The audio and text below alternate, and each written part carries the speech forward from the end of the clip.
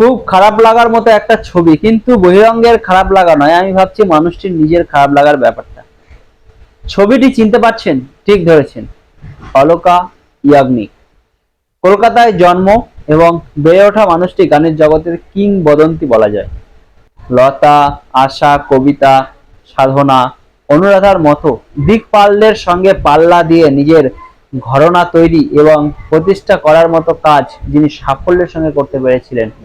বিগত 2 বছর ধরে তার আসল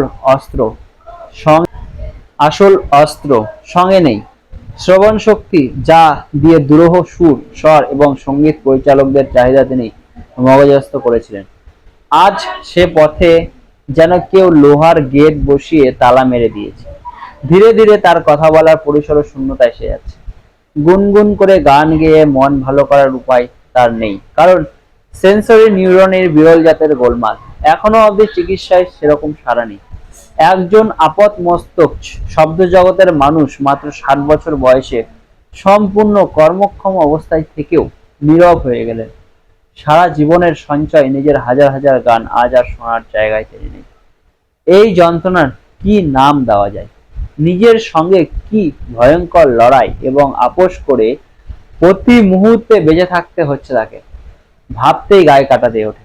সারা জীবন কথার মাধ্যমে নিজের প্রকাশ করার অভ্যাস আমরা যারা বজায় রাখতে পারি, কখনো হঠাৎ হঠাৎ করে যদি সে সুযোগ চলে যায়, আমরা নিজেদের কতটা ঠিক রাখতে পারবো? ছবিটা সাম্প্রতিককালে রাষ্ট্রপতি ভবনে তিনি যখন পদ্মভূষণ পুরস্কারে ভূষিত হন তখনকার।